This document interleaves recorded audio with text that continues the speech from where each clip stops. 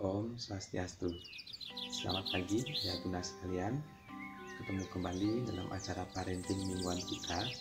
Setelah minggu lalu kita membahas tentang 5 teknik pengajaran PNK, di mana yang 5 teknik itu ada pertama adalah berdoa atau afirmasi, ada duduk hening, ada bercerita, bernyanyi, dan aktivitas kelompok. Minggu lalu kita sudah membahas tentang duduk hening.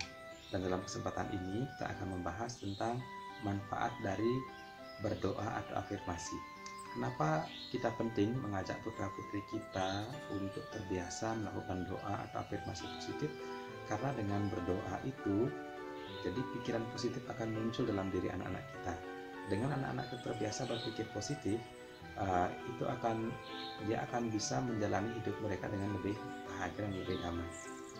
Nah, selain itu, dengan kita terbiasa berdoa, kita akan mampu menarik rahmat Tuhan hadir dalam hidup kita.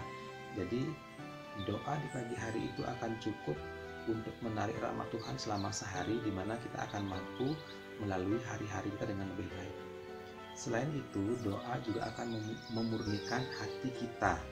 Dengan hati kita murni, jadi tuntunan Tuhan dari dalam hati itu akan muncul dengan sendirinya, di mana suara Tuhan itu atau suara hati itu akan melarang kita untuk melakukan hal-hal yang tidak baik. Jadi ada dorongan yang akan melarang kita ketika kita ada niat jahat dalam diri kita, akan ada suara-suara yang akan melarang kita. Hal ini bisa akan semakin jelas, semakin bisa kita dengar ketika kita rajin berdoa. Nah, bisa kita bayangkan kalau kita rajin berdoa, anak-anak rajin berdoa, mereka akan selalu bisa berada di jalan yang benar karena mereka dituntun oleh suara hati mereka.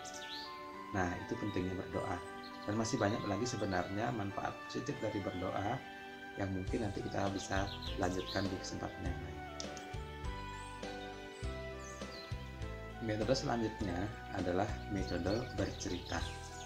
Metode bercerita ini sudah dibuktikan dari zaman dahulu, itu sangat bagus sekali untuk membangkitkan nilai-nilai kemanusiaan dalam diri anak-anak kita. Kenapa metode bercerita ini dibilang bagus? Karena dengan metode bercerita ini, anak-anak kita akan lebih mudah memahami pesan-pesan moral atau nilai-nilai kemanusiaan yang terkandung dalam cerita tersebut. Mungkin kalau kita menyampaikan satu pesan moral atau satu hal baik kepada anak-anak kita, mereka mungkin saya tidak paham, tapi dengan cerita mereka akan lebih mudah untuk memahaminya. Nah, karena saking bagusnya metode bercerita ini, saya mengajak ayah bunda sekalian bersama-sama kita belajar lebih sering memberikan cerita kepada anak-anak kita. Mungkin anak sebelum mereka tidur, itulah waktu yang sangat bagus untuk menyampaikan cerita kepada mereka. Karena apa?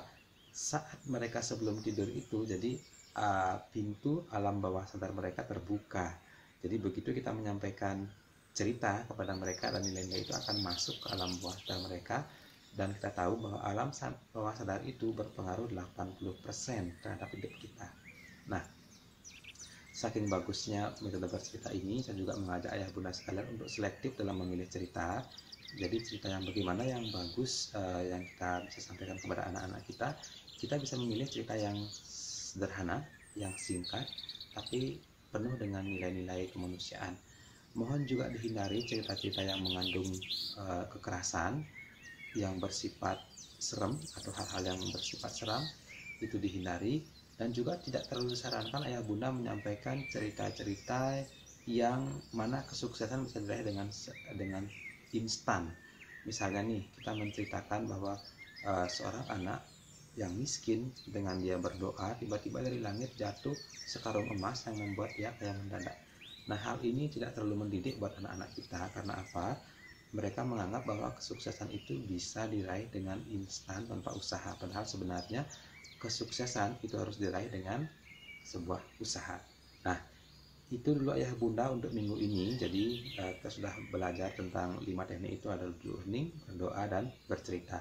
Untuk metode berikutnya kita akan pelajari, kita akan bahas bersama minggu depan.